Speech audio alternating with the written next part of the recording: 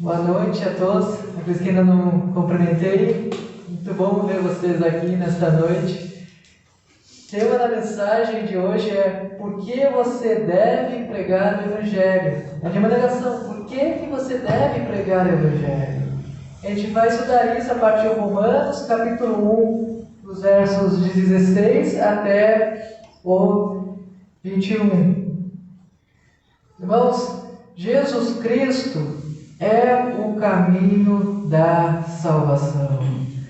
Talvez você já tenha ouvido diversas vezes mensagens falando sobre isso.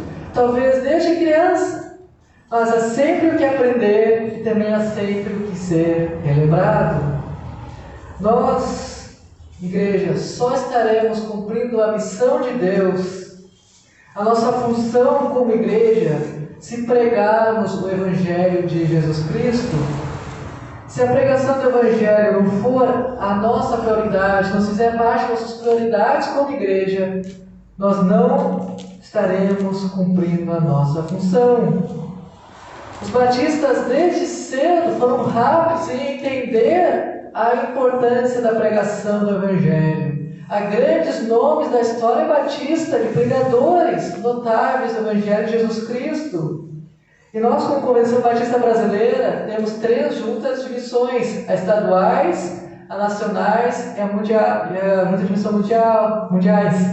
Fora as missões regionais que tem dentro do Brasil. Mas parece que nos últimos tempos, os batistas, de uma forma geral, têm deixado a questão de missões de lado. Tem entrado numa zona de conforto e as igrejas não estão mais pregando o Evangelho com o mesmo afinco pelo qual os batistas ficaram conhecidos.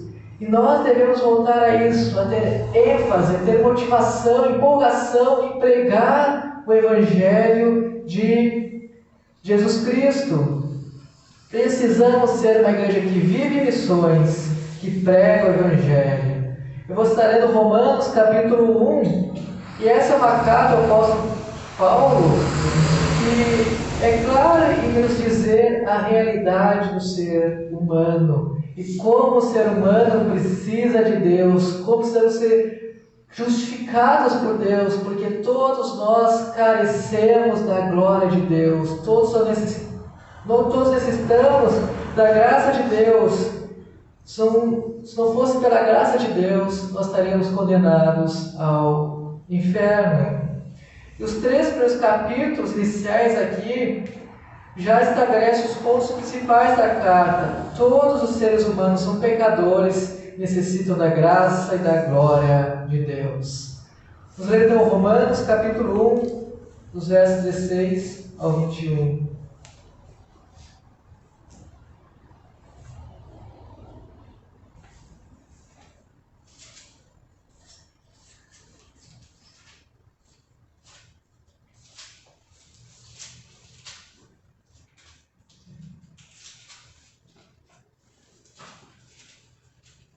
Romanos, capítulo 1, a partir do versículo 16, diz assim: pois não me envergonho do Evangelho, porque é o poder de Deus para a salvação de todo aquele que crê, primeiro do judeu e também do grego. Porque a justiça de Deus se revela no Evangelho de fé em fé, como está escrito: o justo viverá por fé.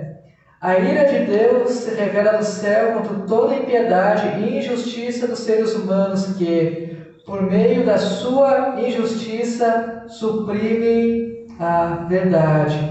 Pois o que se pode conhecer a respeito de Deus é manifesto entre eles, porque Deus lhes manifestou. Porque os atributos invisíveis e visíveis de Deus, isto é, o seu eterno poder e a sua divindade, claramente se reconhecem desde a criação do mundo, sendo percebidos por meio das coisas que Deus fez.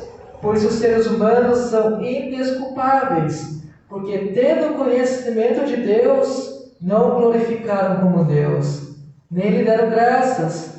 Pelo contrário, se tornaram nulos em seus próprios raciocínios, e o coração insensato deles se obscureceu. Vamos orar? Ó Pai, Te peço agora que através da Tua palavra, da exposição da Tua palavra, Senhor, sejamos transformados por Ti. Fale através desta palavra aos nossos corações. E que somente Teu nome seja exaltado e glorificado nesta noite. Em nome de Jesus. Amém. Verificaremos então, irmãos, 3 motivos para você pregar o Evangelho. E o primeiro motivo é que o Evangelho é o poder de Deus para a salvação. Verificamos isso nos versos 16 e verso 17. Dessa forma, esses 2 versículos servem de ligação entre a parte mais pessoal da carta e a parte mais doutrinária aqui da carta aos Romanos. É uma espécie de condensação de tudo que está escrito aqui. E a primeira questão aqui é que o Evangelho está vinculado com os capítulos 1, versos 2 a 4. Ou seja, o Evangelho está vinculado com o fato de Jesus ser rei e o Filho de Deus. Esse Evangelho é o poder de Deus, de Jesus Cristo, Rei e Filho de Deus, que traz salvação para nós condenados, nossos pecados, delitos e transgressões. A menção de salvação primeiro aos judeus e depois aos gregos se refere ao contexto histórico. O Evangelho foi primeiro pregado aos judeus e também lá no Antigo Testamento foi o povo de Israel, povo eleito de Deus, para mostrar Deus às outras nações. E a justiça de Deus aqui citada no verso 17, ela é aplicada ao indivíduo, inclui o perdão, a justificação e a reconciliação e, por fim, a redenção da pessoa que crê em Jesus Cristo. E é pela fé, então, que nós somos transformados à imagem e semelhança de Jesus Cristo. A mensagem do Evangelho das Boas Novas aqui é para todos os que creem em Jesus Cristo. Nós contamos aqui que, através de Deus, que Deus amou de tal maneira que enviou seu próprio Filho para morrer em nosso lugar. Isso então significa um verdadeiro amor. Alguém morreu por nós. O mundo fala tanto de amor, prega tanto amor de diversas maneiras, mas o verdadeiro amor foi demonstrado por Jesus Cristo lá na cruz. Isso deve ao fato de morrer e ressuscitar por nós. Deus preparou um caminho pelo qual podemos alcançar a salvação. E esse caminho é Jesus, o único caminho. As pessoas pregam que há vários caminhos até Deus, que há vários caminhos para a salvação. Mas a Bíblia é clara em nos dizer que há um único caminho, e esse caminho é Jesus Cristo. Jesus Cristo nos revelou o seu propósito, a sua missão aqui na terra, salvar o mundo. Devemos então pregar esse Evangelho que salva todo aquele que nele crê. O Evangelho convida os seres humanos a abandonarem a vida pecaminosa e a viverem em espírito, a viverem e fazer da vontade de Deus. O Evangelho exige que nós deixemos as paixões carnais, paixões pecaminosas, a soberba, o orgulho, para vivermos a vida que Deus quer de nós. Precisamos pregar que as pessoas estão mortas nos pecados, delitos e transgressões, e que se não for pela graça de Jesus Cristo, elas não vão para o céu, mas irão para o inferno.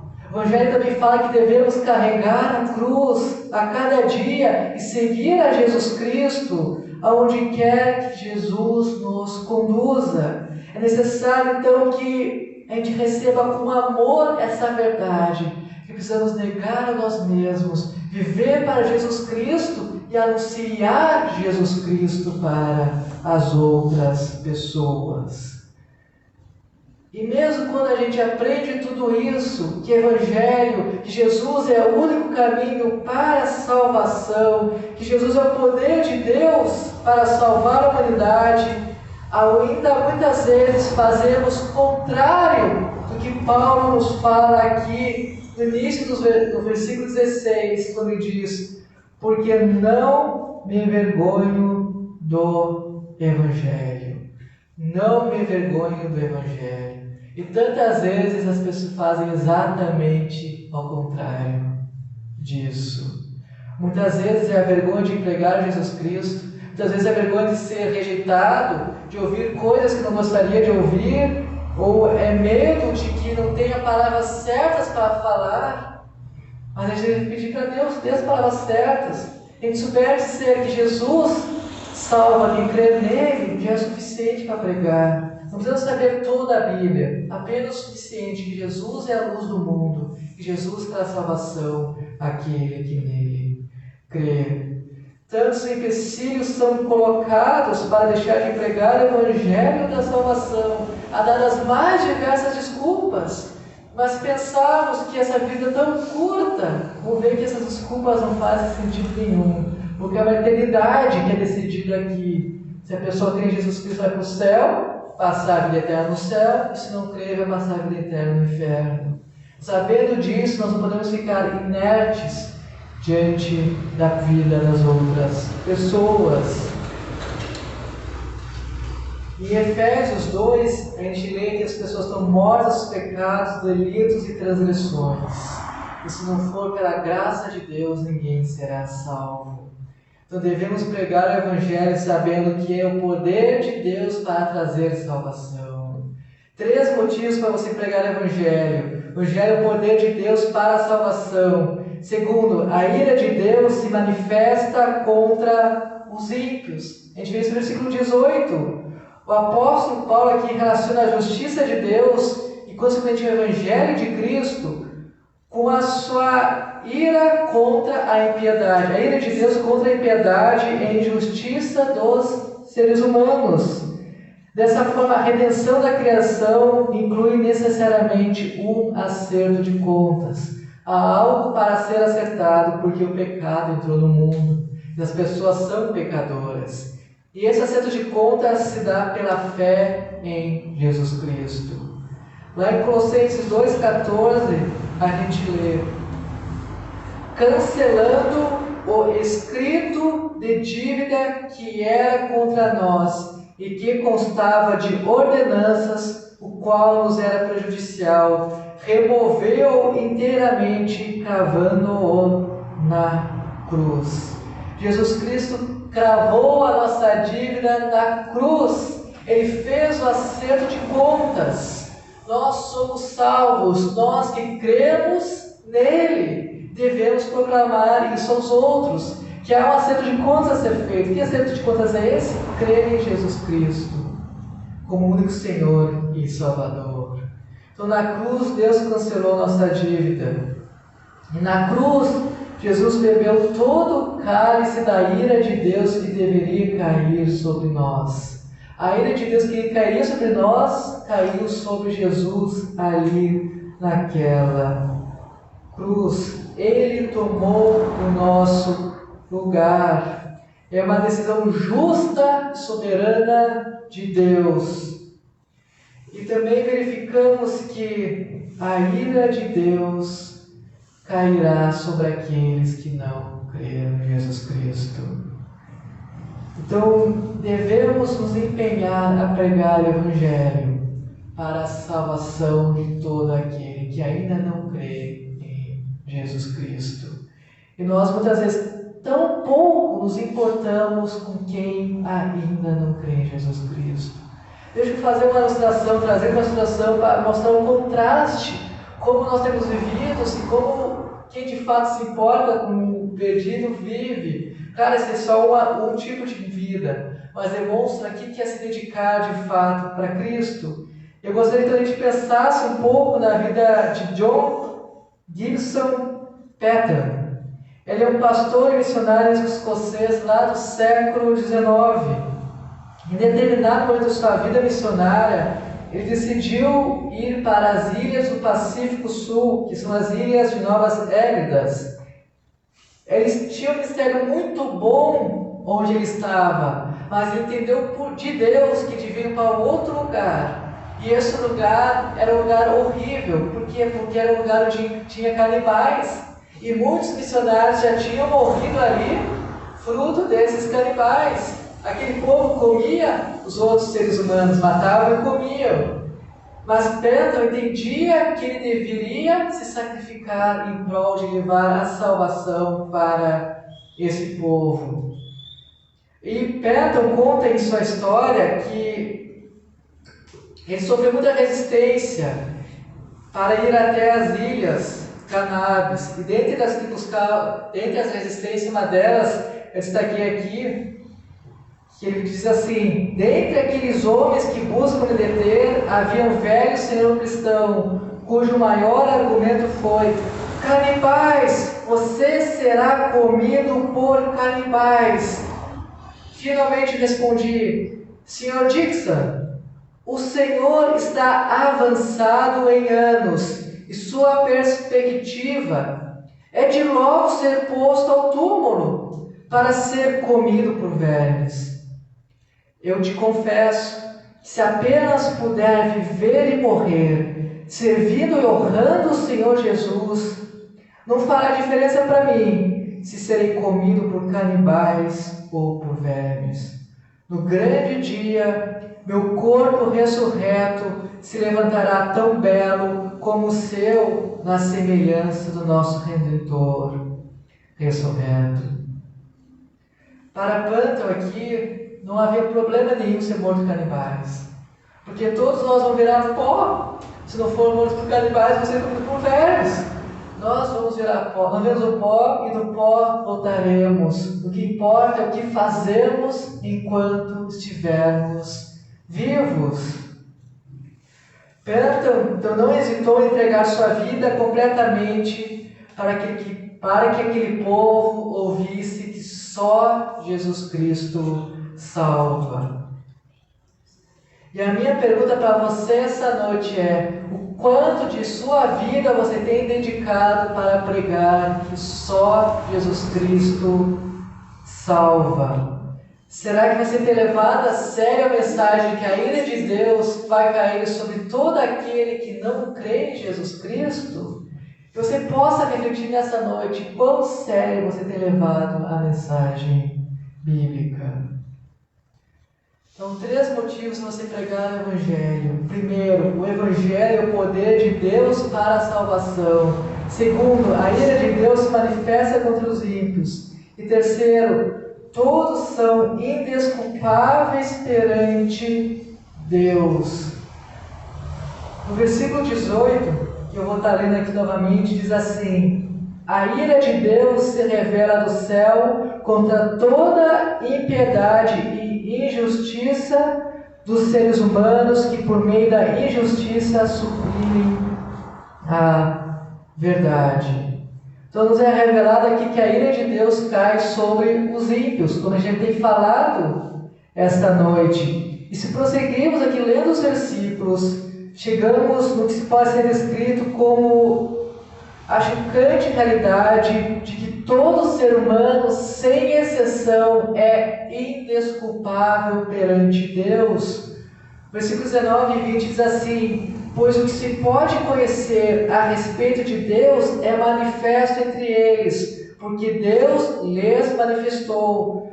Porque os atributos invisíveis de Deus, isto é, o seu eterno poder e a sua divindade, claramente se reconhecem desde a criação do mundo, sendo percebidos por meio das coisas que Deus fez.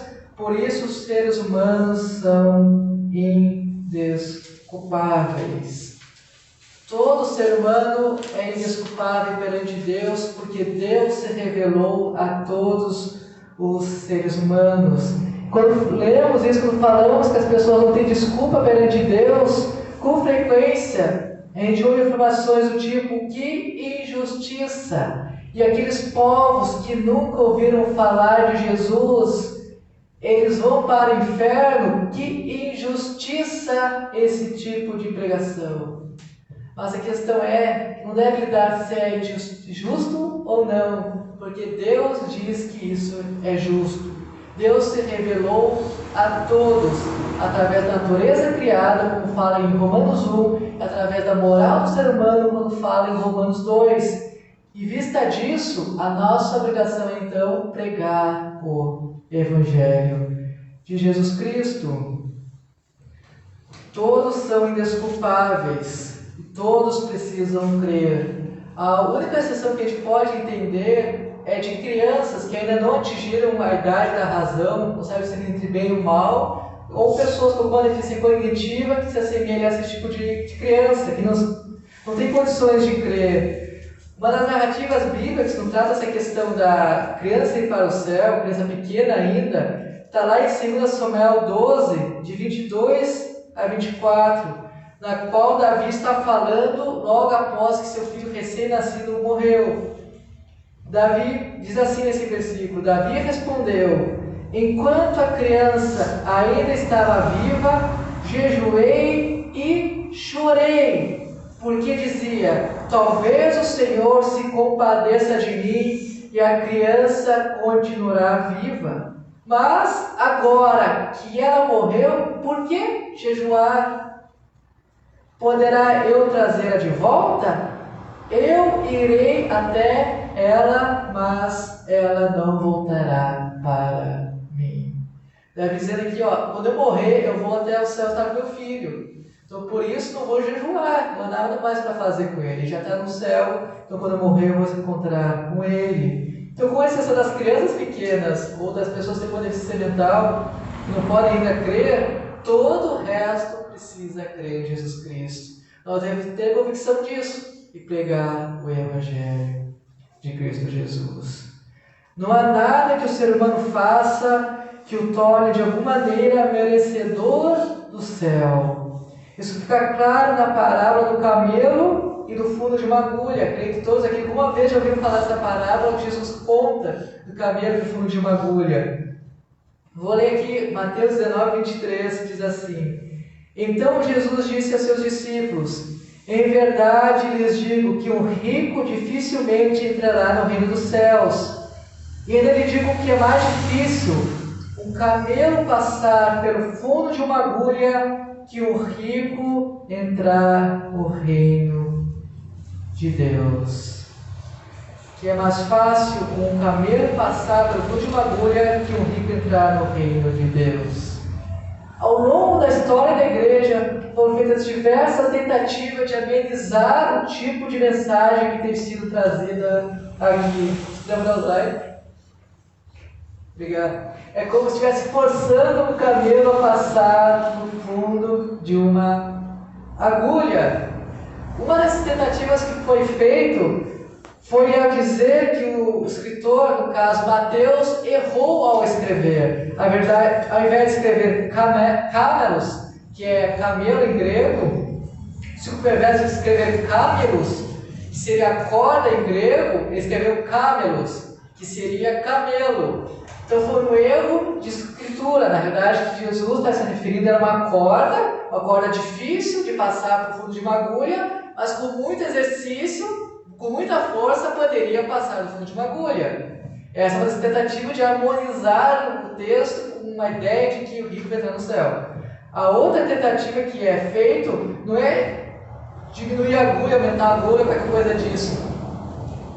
É dizer que a agulha, não é diminuir o camelo, vai mexer na agulha. É dizer que a agulha, na verdade, não é uma agulha de verdade. É uma passagem, uma portinhola, uma porta pequena lá em Jerusalém, onde passavam os camelos com bastante dificuldade.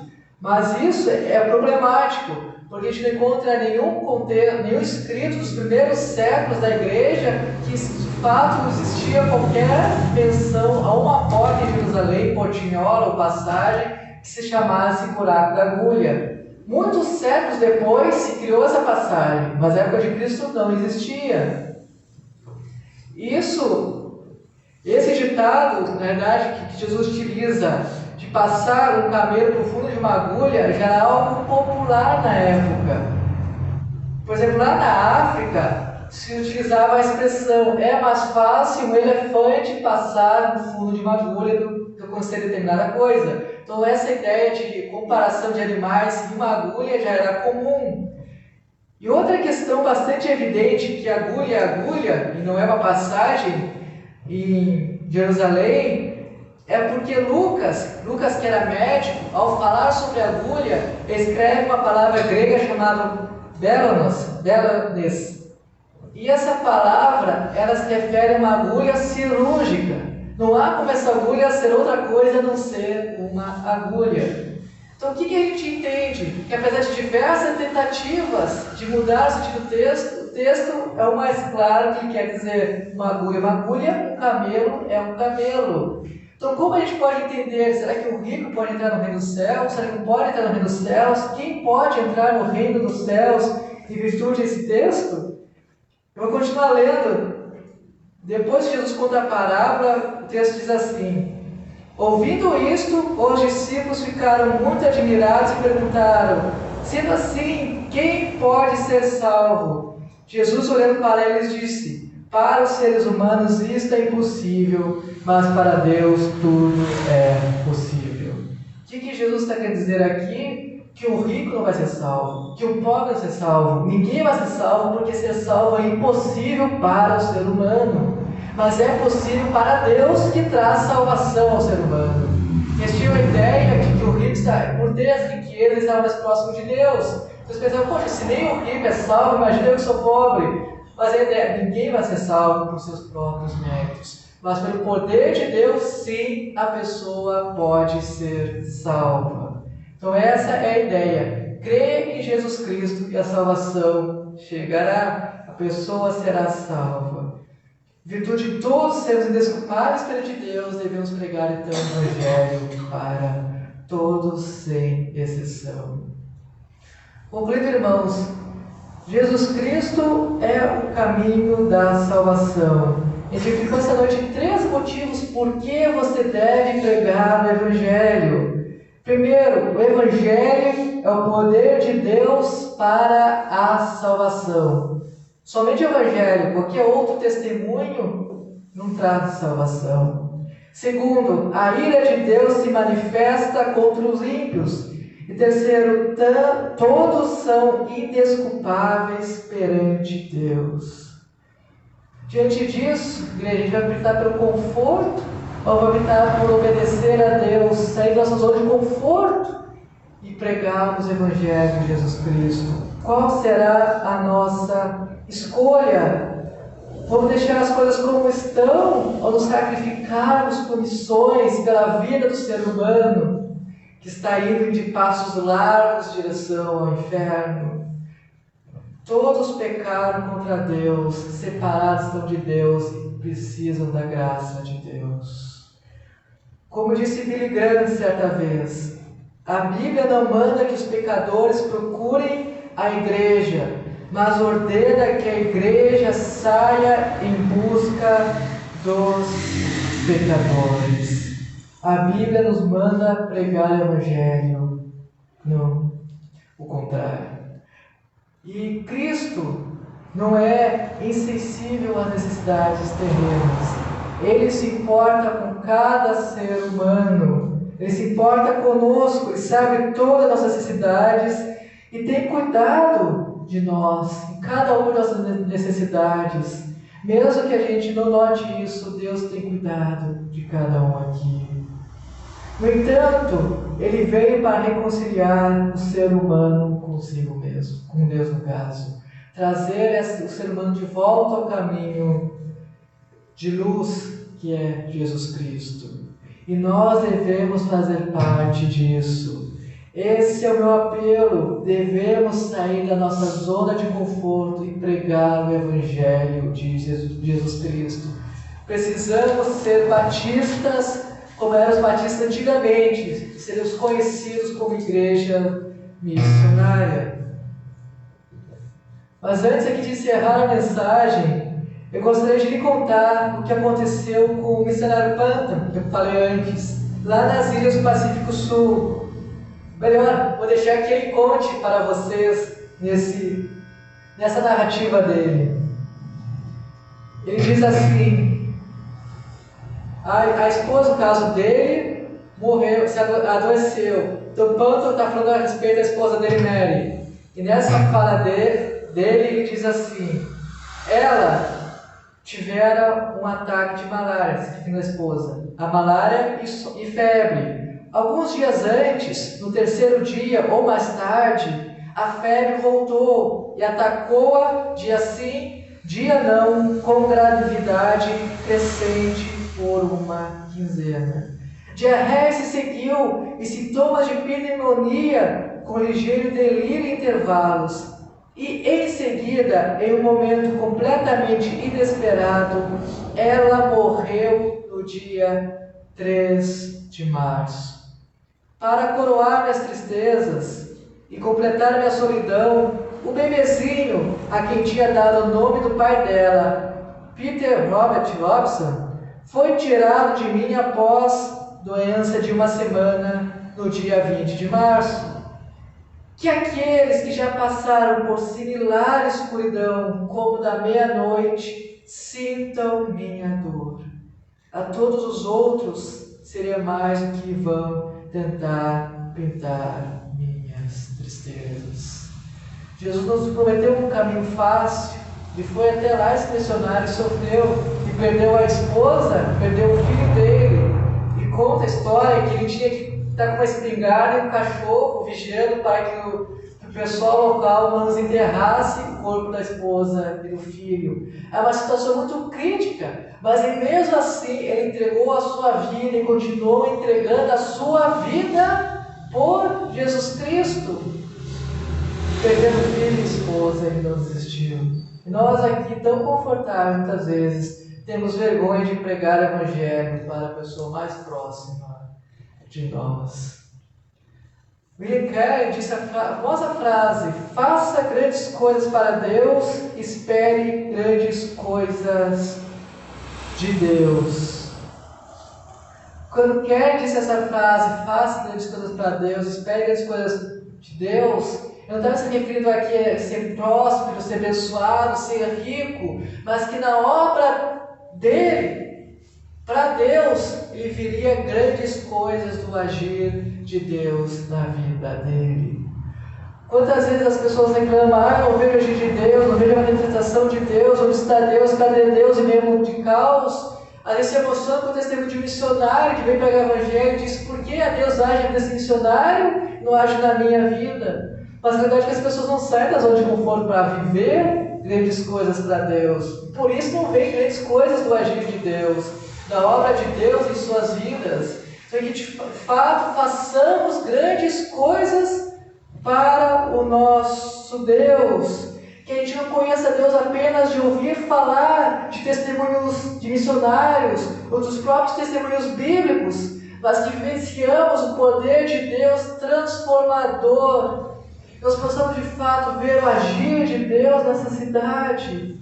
E para isso nós devemos avançar, mudar de postura e pregar o Evangelho de Jesus Cristo. Precisamos avançar. Vou chamar a Esther aqui, conseguir cantar a música Bem Supremo. Essa música fala: antes eu te conhecia só de ouvir falar, mas agora meus olhos te veem.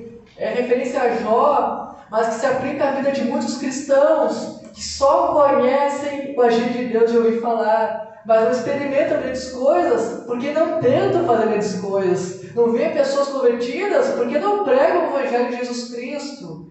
Que a igreja, que a Congregação Batista de Caçapava do Sul, de fato, proclame o Evangelho de Jesus Cristo.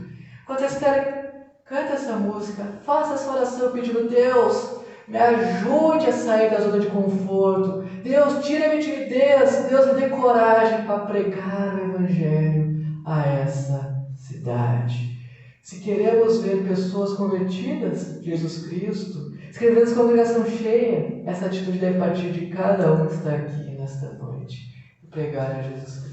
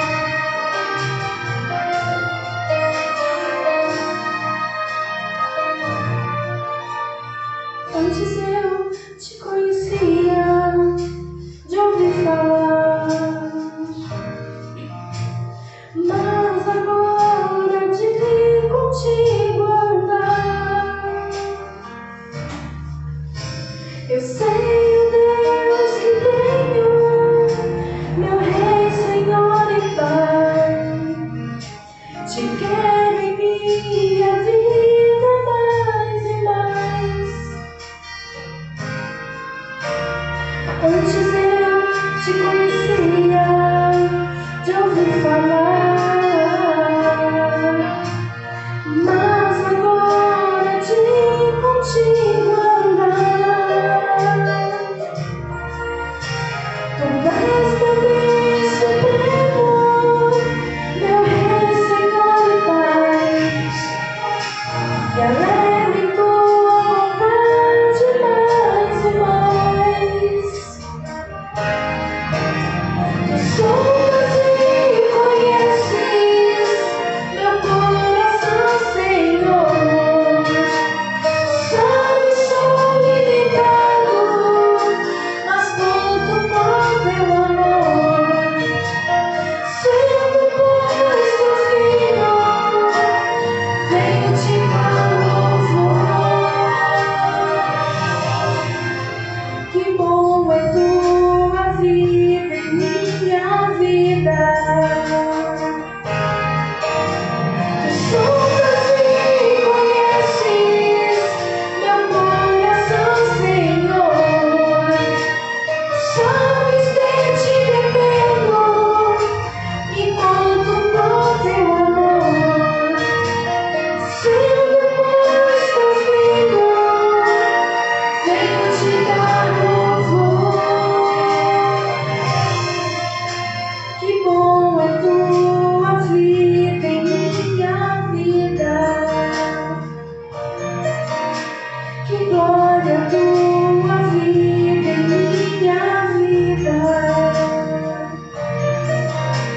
Me alegro com tua vida em minha vida.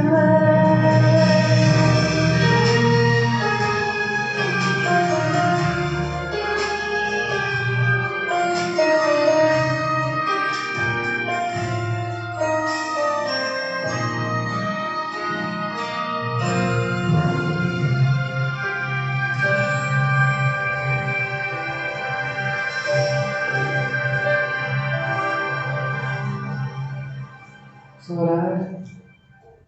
Pai, te peço que esteja agindo em nossas vidas, para que de fato vivamos o teu Evangelho, para de fato Cristo resplandeça em nós.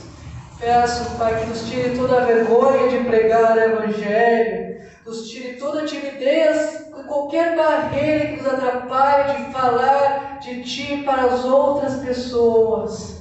Eu te peço que use essa congregação para que o Teu nome seja conhecido nesta cidade, para que pessoas sejam salvas por Ti através de nós, Pai. Nos use como instrumentos vivos em Tuas mãos. Pai, tu sabe por diversos motivos, muitas vezes não pregamos o Teu nome. Muitas vezes não pregamos que só Tu és o caminho. Mas te peço nesse momento, remove tudo aquilo que nos impede de sermos verdadeiros discípulos de Ti e viver a missão que Tu nos concedeu, que é pregar o Teu Evangelho. Nos ajuda, Senhor. Desde agradeço por tudo que tens feito e ainda fará nesta congregação. Em nome de Jesus. Amém.